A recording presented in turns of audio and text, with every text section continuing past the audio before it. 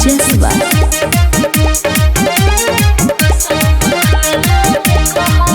बड़ी करिले प्यार ए हो रानी, जनी करइने कार ए हो रानी। बड़ी करिले प्यार ए हो रानी, जनी करइने कार ए हो रानी। जीवन भर तोहरा से साथे निभाइब, चाहे तू कबो आजमा के देख। दिल तोड़बा कसम खा के कह, दिल तोड़बा कसम खा के कह।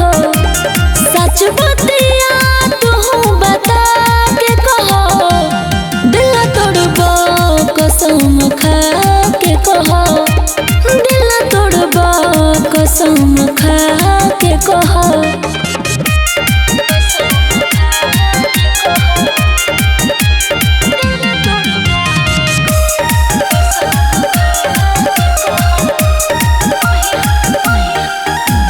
हमरा के छोड़ी के चलना जेबा, जानो मौसम के जैसन बदलना जेबा। प्यारे मजनू के जैसे को के देखाई, बात जनमो पयाई तो जनमो गवाई। सुनए गोरी चांदे चकोरी, रानी तोह के बना के रख। दिल तोड़बा कसम खा के कह, दिल तोड़बा कसम खा के कह। सच बतिया तू बता के कह, दिल तोड़बा कसम खा के कह, दिल तोड़बा कसम खा के कह।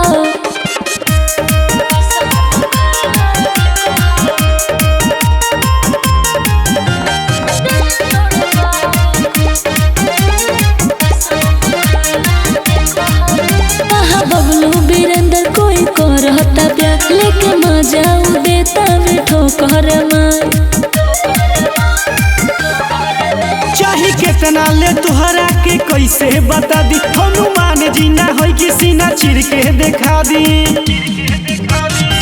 छोड़ दे दुनिया सौसे जहान हो, एक बार लव यू कह के देखो।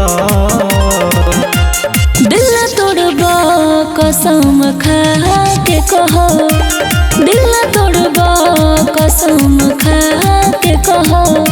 सच बतिया तू बता के कह, दिल तोड़बा कसम खा के कह, दिल तोड़बा कसम खा के कह। ऐसे ना बोला, हमहू तहरे के चाहिए। I love you.